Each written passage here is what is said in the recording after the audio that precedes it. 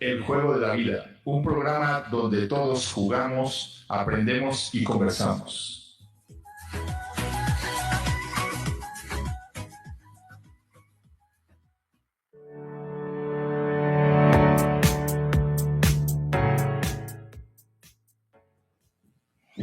Hola, hola, buenas tardes. Bienvenidos más a un episodio del Juego de la Vida Radio. Volviendo ahora sí que a nuestro nuevo horario en la quinta temporada.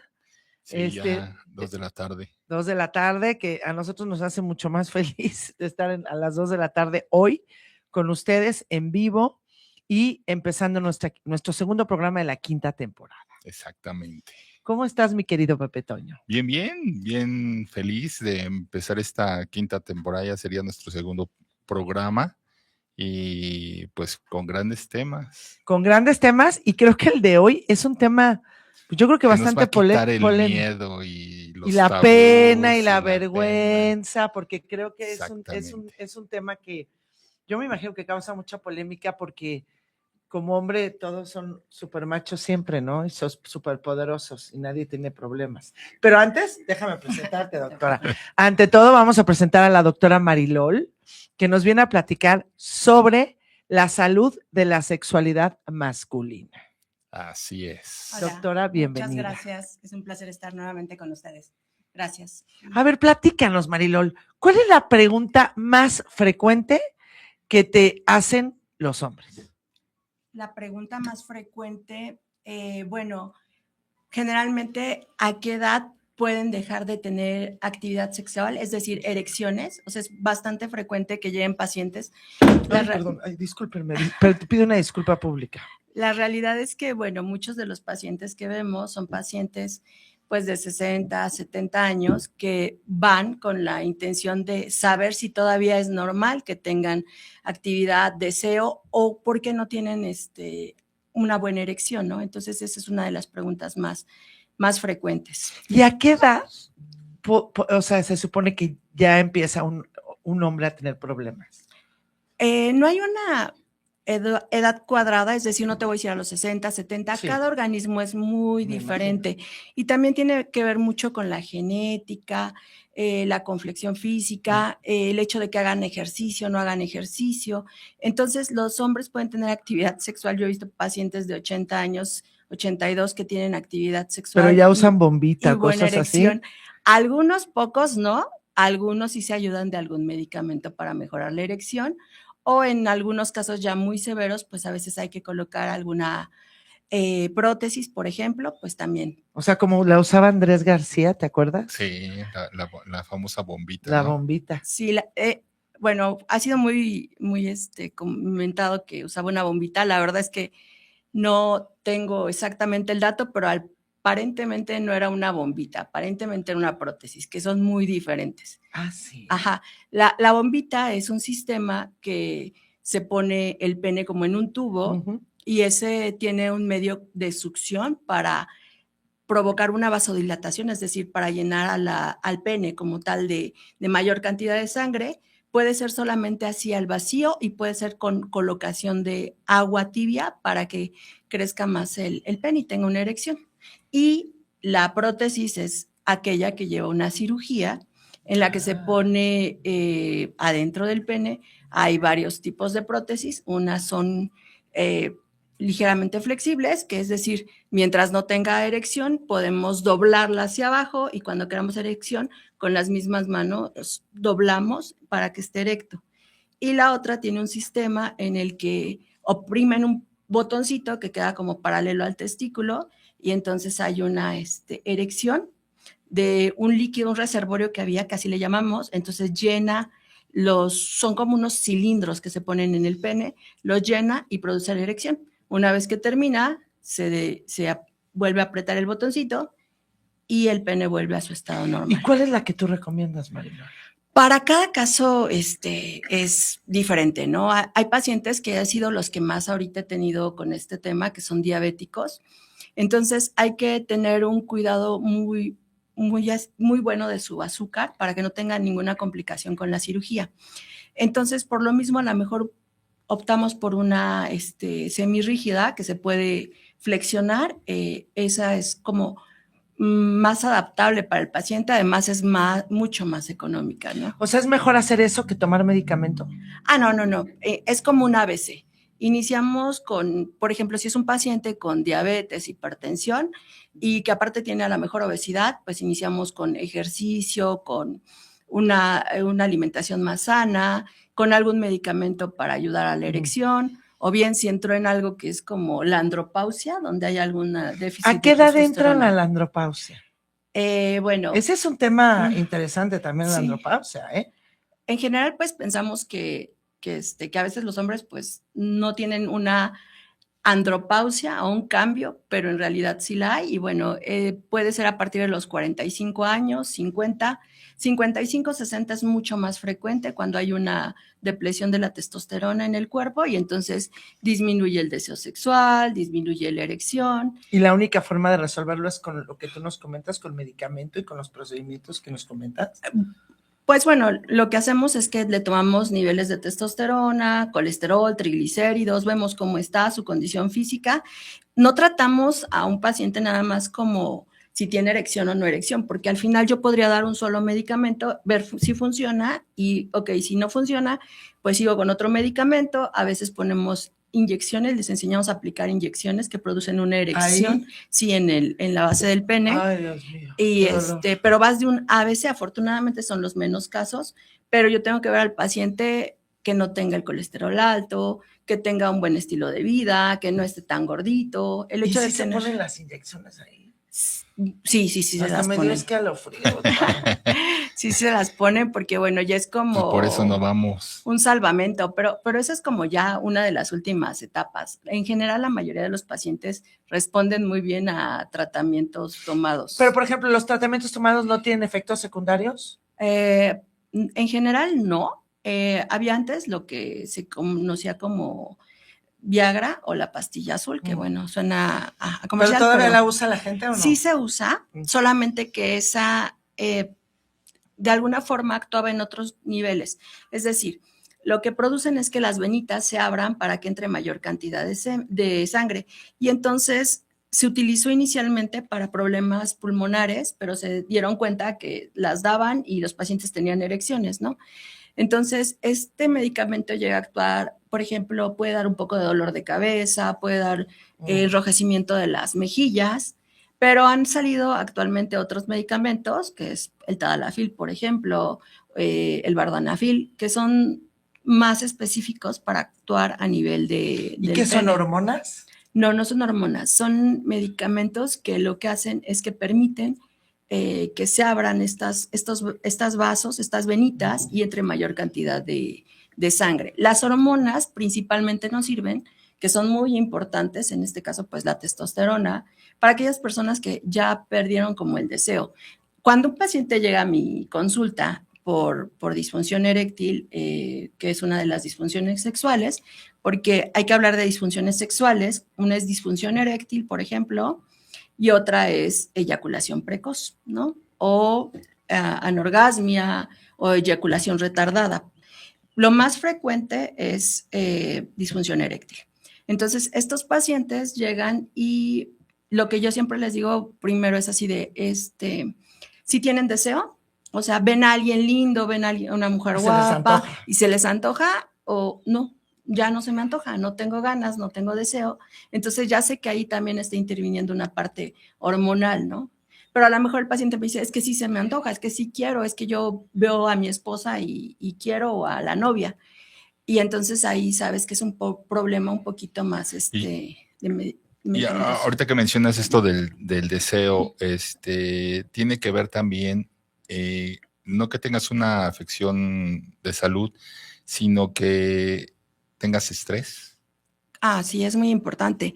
Tengo muchos pacientes que trabajan mucho, que duermen muy poco y aparte viven estresados, entonces la erección no necesariamente es tan buena, ni se presenta, ni la desean a veces, ¿no? O sea, sí es muy común. O sea, pero en todos los casos, ¿sí hay solución o hay casos que ya no tienen solución? Bueno, principalmente, por ejemplo, esos que ya no tienen solución son los que son candidatos a las prótesis. Esos que ya no mejoran con medicamentos tanto inyectados, hormonas, Esos son los que tienen solución, siempre y cuando el paciente esté en condiciones. Exacto. Y en cuanto a la testosterona, ¿cómo te das cuenta que tu nivel es bajo? Si a lo mejor no te has hecho ningún estudio, pero ¿cómo puedes detectar que tu testosterona está baja? Ok, idealmente pues sí es realizar ese estudio, pero cuando llegan con nosotros pues les preguntamos sobre si duermen bien, si tienen deseo sexual, si hay una erección adecuada. Otra cosa que les preguntamos es que si han tenido cambios de humor, si son más enojones, si tienen más sueño. ¿Y si les cambia el humor? Sí, algunos se muestran más enojados. Más intolerantes, exactamente. Entonces, y otra forma de ver que tu testosterona pudiera estar bien es que te levantas o en la madrugada hay erecciones, ¿no? Entonces, normalmente los varones tienen erecciones prácticamente todos los días en la madrugada. ¿Sí? Y entonces, si hay esa erección, pues ya que Pepe Toño nos aclare. Nos dice que pues está bien la testosterona, ¿no? Y que pudiera ser un problema también más psicológico, que también es algo muy importante. Muchas veces cuando pierden el deseo ya no tienen ni siquiera ganas ni de resolverlo, ¿no? Como que lo dan por sentado que ya se acabó, ¿no? Su vida sexual, por decirlo así. Sí, de hecho algunos pacientes, quien hace la cita es su esposa, por ejemplo, ¿no? Porque ya no hay tanto contacto sexual o porque ya lo tienen que buscar o se enoja y lo hace la esposa. O bien porque ya no hay como tal una buena erección, aunque tengan ese contacto, e incluso a veces pues hay problemas en pareja porque piensan que ya tiene otra pareja, otra persona. Porque ya no quiere estar con la esposa. Y a veces sí, ¿no? Pero muchas otras no. ¿Sí? Y en este caso que te llegan los pacientes, ¿cuál es el recurrente de que ya llega demasiado tarde? O sea, a consultarte. ¿Por qué? Porque muchas veces nosotros como hombres, que es lo que hablábamos al principio, pues nos da vergüenza ir, nos da vergüenza que nos exploren y demás.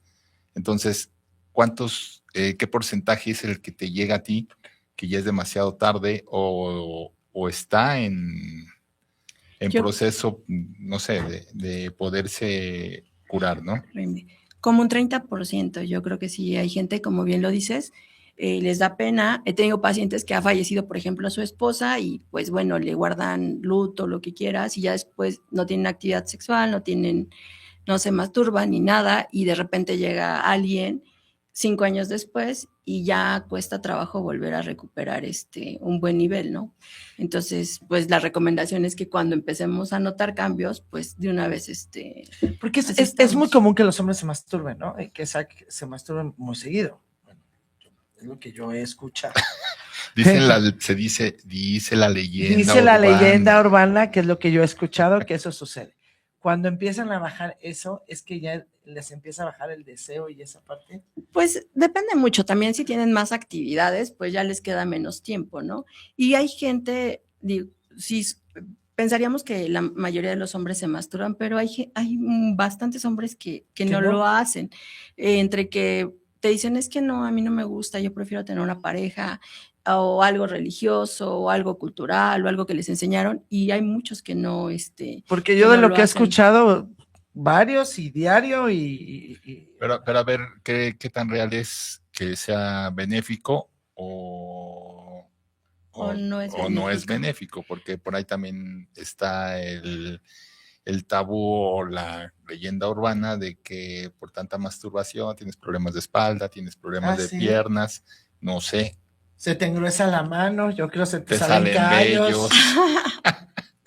Bueno, la verdad es que es todo un mundo. Yo te podría decir que en realidad es una actividad completamente normal. De hecho, es prácticamente el cuerpo lo requiere, pero bueno, ya hay como muchas cosas que te dicen que por alguna religión pues no es conveniente, que no puedes estar regando tu energía así solito, sin compartirlo con otra persona. Es bastante común en la actualidad. Y también es común el hecho de que la persona se masturbe 2, 3 veces al día, 4 veces, o sea, y también tú dices cuándo está mal o hasta cuánto está bien. Sí. Una persona se puede masturbar pues las veces que lo desee, siempre y cuando sus actividades de la vida cotidiana las pueda realizar. Sí, no dejen de hacer las actividades, ¿no? Se despierten, se bañen, vayan al trabajo, sean productivos, si tienen esposa, pues la esposa también pues tenga un contacto sexual con él, no, es patológico cuando ya dejas de hacer cosas importantes, es decir, ya es como, no está bien cuando dejas de hacer cosas importantes para masturbarte, ¿no? Ese es un problema. Es lo mismo, o sea, si el hombre tiene problemas de erección y necesita acudir con un doctor, ¿con quién tiene que ir? ¿Con un urólogo? ¿Cuál es el doctor al que tendría que ir? Claro, idealmente es el urólogo. ¿Hay andrólogo? No. Sí hay andrólogo, el andrólogo también es importante, pero de entrada siempre se prefiere un urólogo. La realidad es que la urología, iba a sonar a comercial, es como una parte de la medicina muy completa donde vemos muchas cosas clínicas, es decir, podemos tratarlas con medicamentos, alguna terapia muy quirúrgica y muy oncológica. Entonces, la primera ventana es acudir al urólogo, porque él te va a ver como en un panorama general. Ciertos casos requerirán ir al andrólogo, pero son los menos. ¿Y el andrólogo qué hace? El andrólogo principalmente trata, pues, algunos problemas de erección, de eyaculación retardada, anorgasmia, pero a veces... O sea, eyaculación retardada es que se tardan de más. Se tardan de más, a veces es imposible llegar cuando están con una pareja. Pueden tardarse, no sé, 40 minutos, 1 hora, 2 horas, y entonces hasta que ellos se masturban, por ejemplo, a veces llegan a la eyaculación, y hay veces que incluso no llegan como tal a un orgasmo y ya va disminuyendo la erección. ¿Y la anorgasmia es no tener un orgasmo? Así es, ajá. Okay. Así es. Okay. Órale. O sea, está... No, pues es mucho tema, hay mucha carnita donde cortar en este tema, ¿no? Y en este caso, ahorita que estás hablando de la masturbación y demás, ¿qué ocurre si tomas la pastillita azul? No te la prescribe el médico, pero obviamente, pues, esto por los jóvenes o por las personas que la utilizan, que no está medicada, sino la compras, y es como para que tengas un mayor disfrute, más horas. ¿Qué tanto es beneficio o te puede en algún punto dañar? Ok, bueno, en realidad, idealmente, pues todos los medicamentos deben de ser prescritos por un médico. En general, pues no hay muchas. ¿Por qué? Pues porque, como bien lo dijeron, están tratando el síntoma, el problema en ese momento, ¿no? Puede mejorar, le puede ir muy bien, pero después no sabemos a qué se debe ese problema, si es algo más físico, más fisiológico, más psicológico, y entonces pues es idealmente que el paciente pueda saber por qué no hay esa tan buena erección. Hay otro caso que los pacientes, bueno, no necesariamente pacientes, sino que es la frase de no es para quien no puede, sino para el que quiere más, ¿no? No hay como una contraindicación absoluta en tomar un medicamento, excepto aquellos pacientes que toman ciertos medicamentos para el corazón. Sí, que les pueda dar un infarto, ¿no? Porque dicen que te puede dar un infarto. No todos los medicamentos, puedes utilizar muchos medicamentos para el corazón y no haber una que se contraindique con este tipo de medicamentos. Son escasos los medicamentos que causan un efecto adverso y que pueden provocar incluso la muerte del paciente. Pero sí es recomendable que pues acudan al médico, ¿no? ¿A qué edad es recomendable acudir al médico aunque no tengas ningún padecimiento? Ok, bueno, justo ahorita que hablamos de salud sexual masculina, pues yo creo que yo soy pro circuncisión. ¿A qué me refiero? Pues obviamente estoy a favor de la circuncisión, entonces la vida de los pequeños inicia pues sexual, por así decirlo, a partir de su desarrollo genital. Entonces, lo que los pediatras se encargan de ver, que es muy, muy importante, es ver que los testículos estén en el lugar que deben de estar, que es en el escroto, ¿no?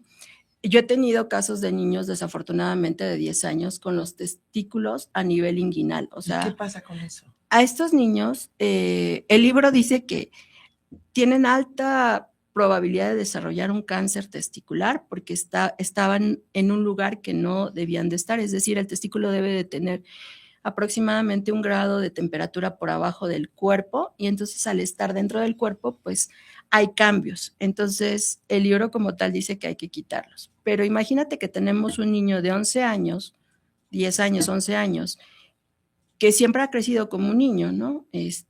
Pablo para esto, Pablo para la escuela, Pablo para la ropa, sí. Que tiene un pene y que aparte tú le quites los testículos.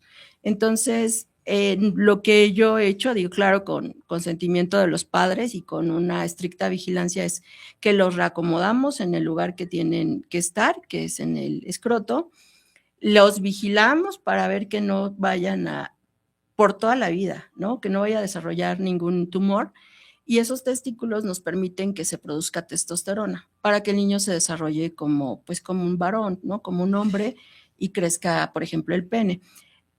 Pero ¿cómo lo sé? O sea, ¿cómo un niño de 11 años, que no lo llevaron antes al pediatra y el pediatra no les comentó que tenía esa situación? Digo, yo pregunto.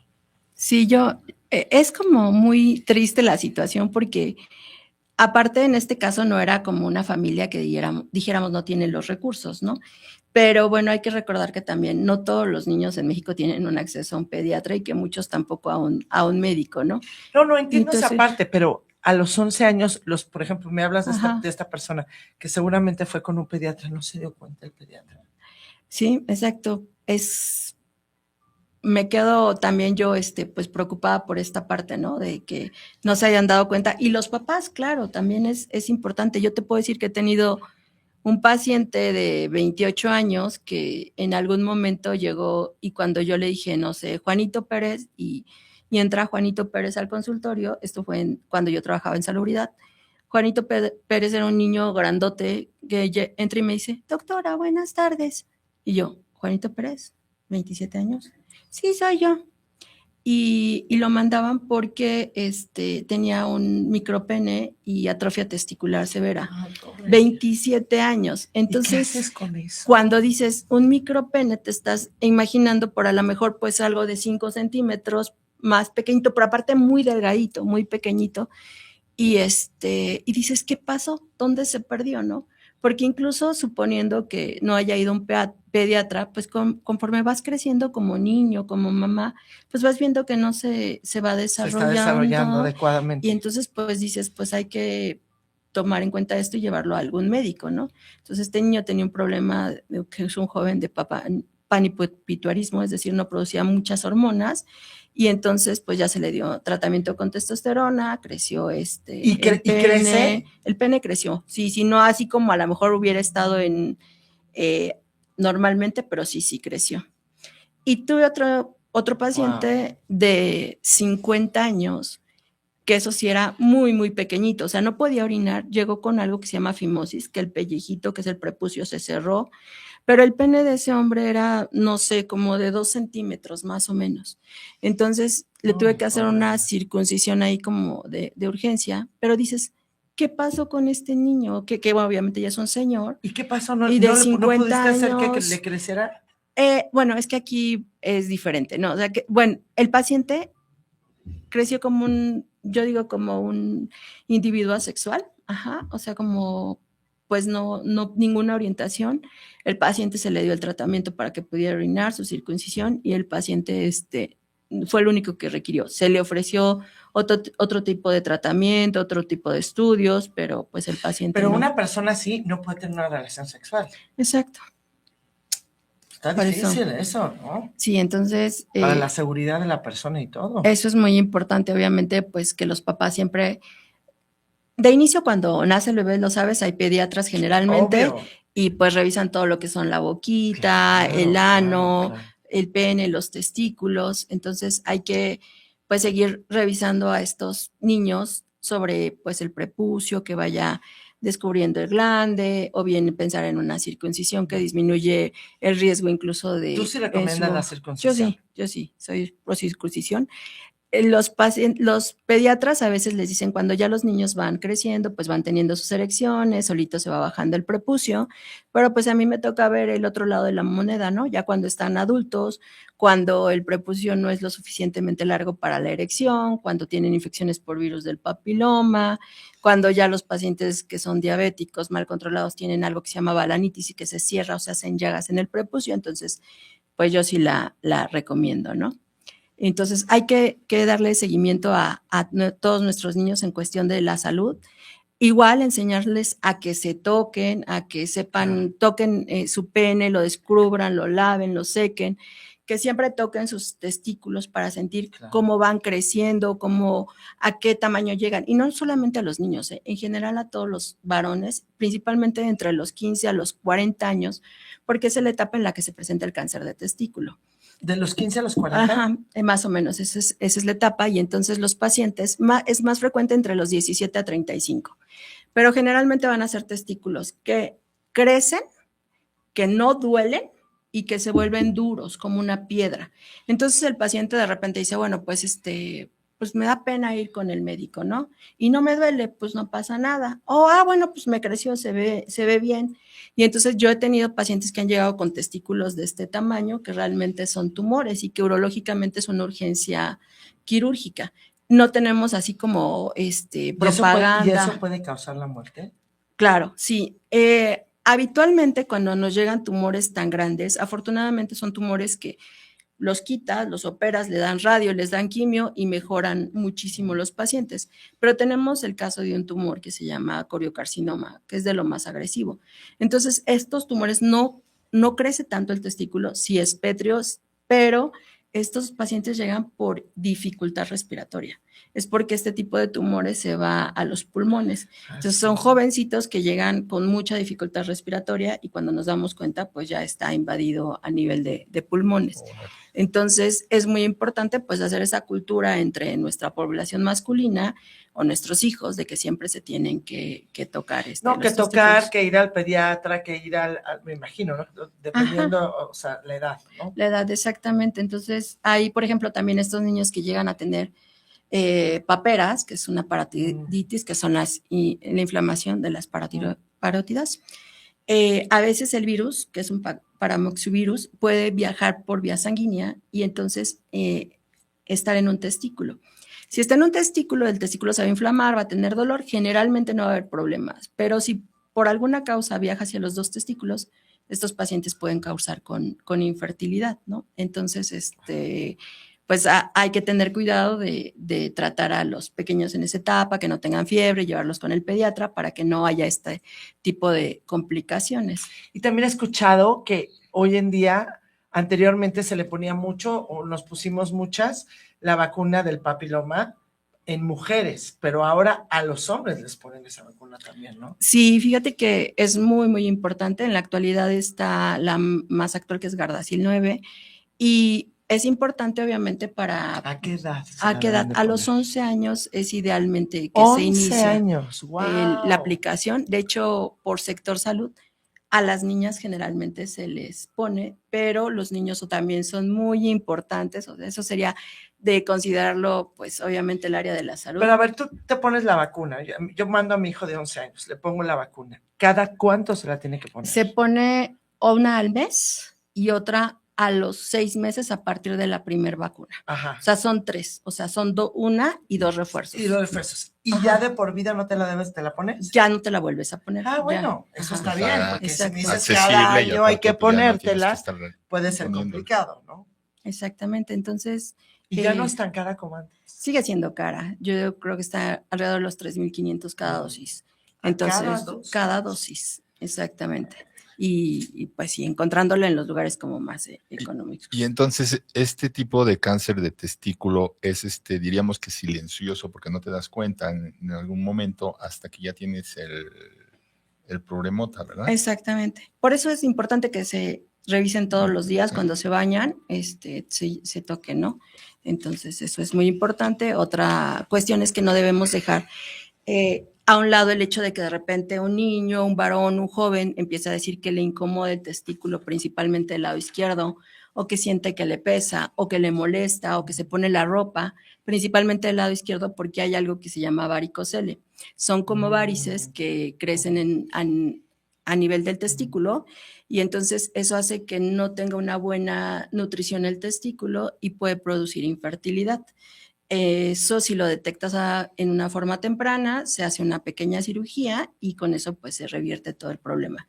Incluso en edad más adulta, lo que puede ser es que disminuye un poco la producción de testosterona porque algunas de las células del testículo pues han muerto, ya que no puede haber una adecuada circulación de la sangre, como que se estanca la sangre en el testículo y entonces esa sangre queda contaminada, queda sucia y tarda más. Entonces hay que tomar en cuenta cuando un varón diga eso, como que me moleste el izquierdo, principalmente es el izquierdo. Es muy raro que se presente en el lado derecho, pero bueno, eso es una cuestión importante. Es como un piquetito, perdón, es como un piquetito. Es como una sensación de pesantes, como que te pesa. Y como que te pones la ropa y como que te roza, como que te incomoda, más que un piquetito. Y no es algo tan agudo, es algo como constante. Le llamamos un dolor silencioso. Como que ahí está, pero no es tan incomodante, entonces pues, tan incómodo. Y también ya se ha vuelto cada día más común el cáncer de mama en hombres, ¿no? Sí, es común. Tiene que ver también mucho pues con la alimentación. Pero digo, o sea, como la alimentación, ¿cómo qué alimentos recomendarías a los hombres que consumieran más frecuentemente? Pues en general, pues una dieta balanceada, ¿no? Así como pues una buena porción de proteína, las leguminosas, los carbohidratos menos y verdura. Y ejercicio. Es fundamental. O sea, si eres un varón que quieres estar como sexualmente activo por largo tiempo, pues lo ideal es cuidar tu cuerpo, ¿no? Ahora como bien lo dicen, a veces como que se ve la diferencia en estas personas que van al gimnasio, que cuidan su alimentación, su físico, ya es como que te da ya otro. Pero hoy en día la gente se cuida más, ¿no? Sí, mucho más. Ya ahora el lujo no es traer una buena bolsa, un buen reloj, sino es ir al gimnasio y una buena ¿Y qué opinas del ayuno? Del ayuno es muy específico para ciertos pacientes y siempre tiene que ser llevado por algún profesional para que te enseñe cómo, pues sí, cómo vas a manejar todos los nutrimentos, carbohidratos, grasas en tu cuerpo para bajar de peso. Pero sí es bueno, la gente que ya habitualmente hace ayunos constantemente, ¿tú consideras que sí es bueno? A cierta edad sí. Es que es como generalizar mucho. ¿Cómo a qué edad? Pues antes de los 45 años puede ser una buena opción. Después pues ya no. No es lo más. ¿Por qué? Pues porque tu cuerpo necesita energía, necesita proteína, necesita caminar. O sea, no lo puedes mantener en un ayuno tan largo. O sea, por ejemplo, incluso los luchadores de sumo, por eso te digo, hay que vigilarlo, ¿no? Hay gente que dicen, es que no como una vez al día y engordo. Pues es porque incluso los luchadores de sumo dejan de comer 2-3 días para que cuando coman el cerebro diga, ay, me van a dejar en ayuno. Y entonces todo lo absorben y lo llevan a las grasas. Entonces, sí funciona el ayuno intermitente, pero sí tiene que ser llevado por alguien. Eso es muy, muy importante para decirte a qué horas dejas de comer, a qué horas. Y la otra es que obviamente para la gente que es como ansiosa, pues no es como una buena salida, ¿no?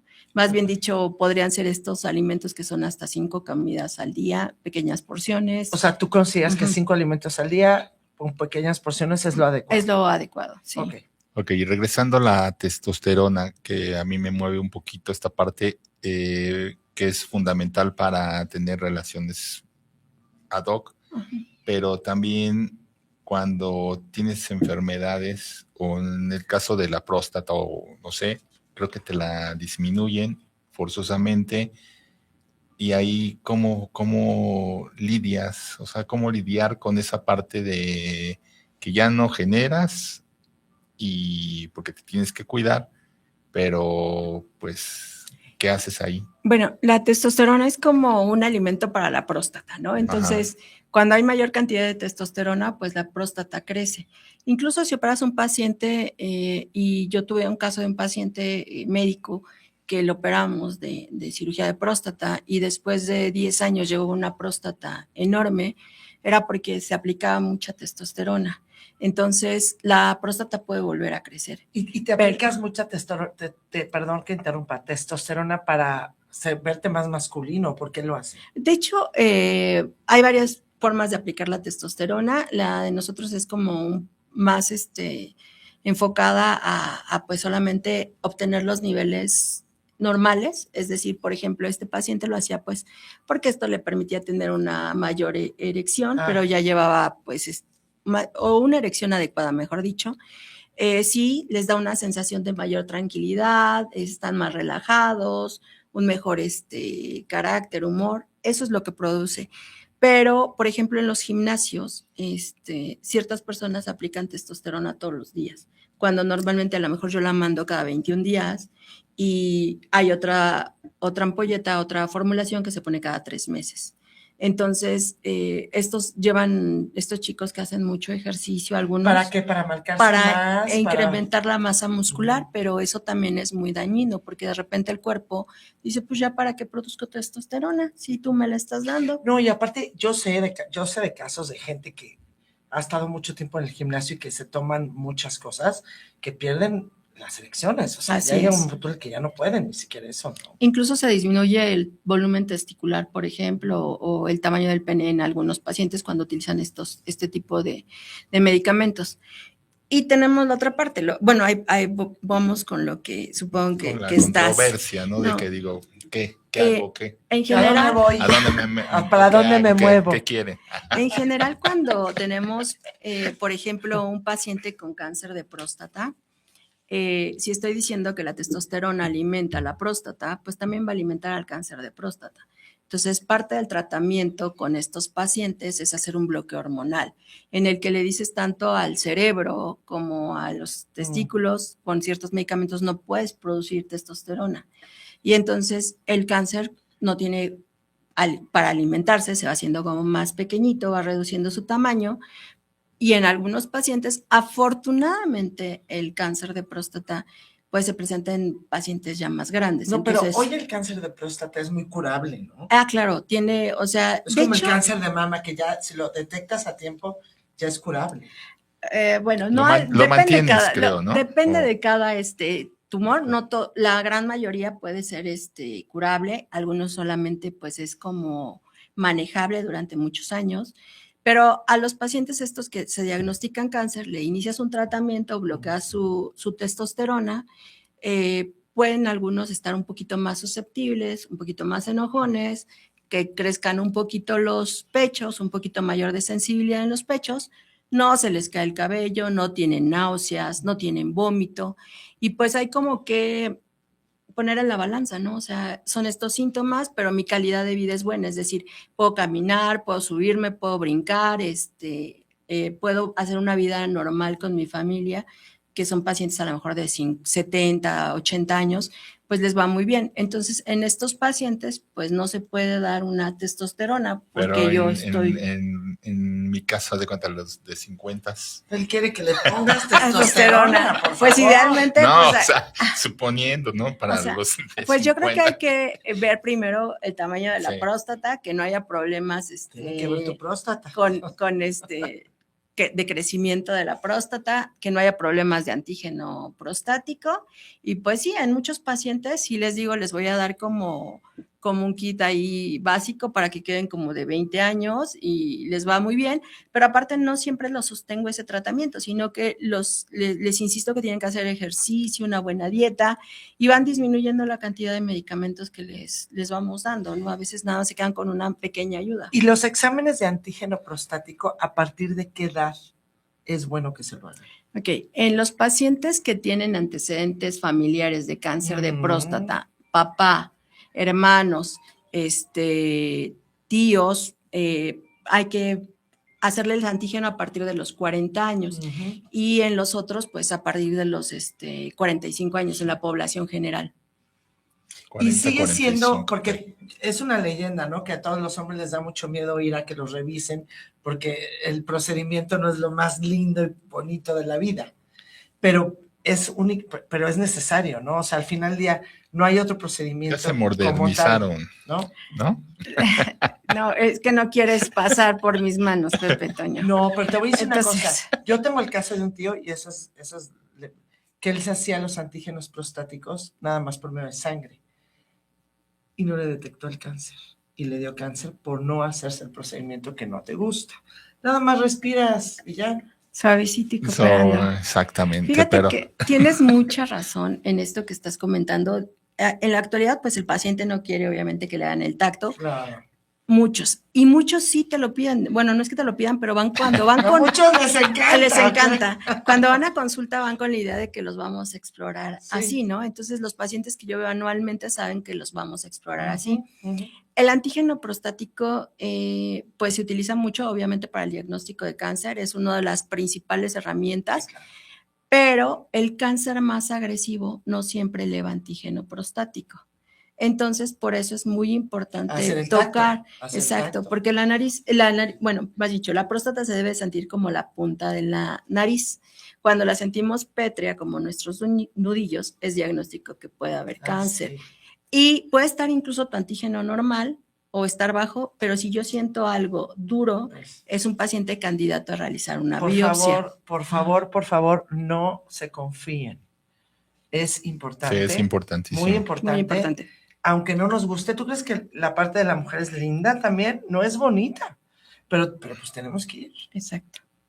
Y lo tenemos que hacer. Sí, pues es el miedo que se tiene, ¿no? De la exploración, pero pues hay que pero más miedo, ¿no? va a más ser miedo después va a ser exactamente cuando que tengas te digan, algún ¿no? padecimiento. Exacto. ¿No? Así es. Entonces sí es importante acudir. Una vez al año es muy importante y en aquellos que tuvieron antecedentes, igual insisto, papá, hermanos o tíos, rama paterna, pues incluso cada 6 meses hacerse el antígeno prostático. Y una persona que tiene una vida balanceada, digo, creo que la respuesta ya la tengo, pero la voy a confirmar. Una persona que tiene una vida balanceada, va al gimnasio y todo eso, obviamente tiene un mejor desempeño sexual que una persona que no es, me imagino yo. Definitivamente. Y le puede alargar más ese proceso. Claro. ¿La andropausia le da a todos los hombres o solamente a algunos hombres? A todos les va a dar, pero en algún grado. O sea, hay unos que va a ser tan pequeña la baja de testosterona que no va a haber ningún... O sea, no es lo mismo que la mujer. No. De hecho, también hay mujeres a las que no, bueno, sí, la menopausia, donde dejan de menstruar, pero no todas tienen los mismos síntomas de bochornos, resequedad vaginal. En este caso, hay hombres que están muy íntegros, 55, 60, 65 años sin problema. Y a ver, ahora otro de los mitos, ¿no? ¿Qué es mejor, utilizar un boxer, una tanga o no utilizar short? Porque luego dicen que pues, entre más... O sea, al aire libre... Bueno, por eso son los mitos para que ahorita nos las resuelva, que es lo más conveniente para la prenda íntima, ¿no? Ok, bueno, sí tengo pacientes que llegan y que no acostumbran usar un boxer, una truza. ¿Y eso es bueno? Pues no creo, por las pelusas, ¿no? Es una costumbre, pero... Idealmente, pues sí es usar un boxer, por ejemplo, o una truza que te dé un poco de sostén. Sí. A lo que me refiero es que mientras los testículos estén pendientes, se caen más. Se caen más, pero aparte, por ejemplo, si tuviera un varicocele hay más síntomas de molestia en el testículo. Igual cuando te sientas y pues que todos queden como para todos lados o que llegues a apachurrar alguno, pues es más complicado. O sea, no algo tan apretado, pero sí algo que posicione los testículos un poco elevados. Ese es ¿Y algo muy apretado puede hacer daño? Sí, porque va a incrementar el calor, la temperatura en los testículos. Porque, por ejemplo, ¿qué pasa con las personas que son gays, por ejemplo, y hacen la forma de alguna forma se lo esconden, no sé, se ponen diurex, se lo estiran, se lo acomodan, no sé qué hagan? ¿Eso puede crear enfermedades? Pues no tanto como una enfermedad, pero puede producir que los testículos pues al final sufran con una temperatura mayor, con una no buena circulación y entonces pudiera haber no una buena erección, por ejemplo, ¿no? Eso. Y el andar en bicicleta constantemente, que también te afecta. Brincando así. Sí, o sea. Pues en realidad no, hay muchísimos ciclistas y no a todos les debería de afectar. Igual los que montan a caballo. Más bien dicho, ese es el punto. O sea, si tú te empiezas con problemas a nivel de próstata, por ejemplo, idealmente pues no les recomendamos no montar a caballo porque se inflama justo ahí entre los testículos y el ano es donde está la próstata y entonces va a haber un golpeteo y va a haber una inflamación. Igual los que andan en moto, por ejemplo. También los que andan en moto, pero son de los menos casos, o sea, no es algo tan frecuente. y la bicicleta. Entonces ya hay muchos asientos para la bicicleta y para la moto que son asientos prostáticos que les da como un espacio para que no haya tanto ese trauma, ese golpeteo. ¿Qué prohibirías, doctora? ¿Qué dirías? Esto no lo hagan nunca, por favor. Algo que dañe mucho. Quedarse dormido en la mañana. Pues yo creo que no, porque o sea, cuando, por ejemplo, es normal que tengas, como tú dices, erecciones todos los días, desde niño. Ajá. Y el día que no la tienes que preocuparte. No, puede ser porque estés estresado, preocupado, no hayas dormido bien. ¿Y sabes cuál es otra cosa? Que también hayas tenido mucha actividad sexual, entonces el cuerpo esté exhausto y tampoco tengas una erección. Sí, por eso va relacionado a uno de los mitos famosos, ¿no? De que si no tienes erección en las mañanas, pues ya quiere decir que por allá andas enfermo, ¿no? Pero puede ser por otras circunstancias. Que yo no les recomendaría a los pacientes, pues más bien dicho es como... que no les dé pena acudir con su médico. Eso sería lo principal. Yo he tenido pacientes, un caso, por ejemplo, de un paciente que está teniendo actividad sexual, escuchó un chasquido, un dolor muy fuerte, y pasó como una semana para ir con el médico. Entonces, cuando llegó al hospital, tenía un pene como una berenjena, literal, o sea, enorme, porque se había fracturado parte del pene y entonces se había sangrado mucho y se había hecho un hematoma que le llamamos. Como ya era mucho tiempo que había pasado, solamente pudimos darle analgésicos, desinflamatorios, pero este paciente pues muy probablemente ya no vuelva a tener una buena erección. Wow, ¿no? Imagínate lo preocupante. Entonces, a diferencia de que a lo mejor, por ejemplo, tuve el caso de un chico de 23 años que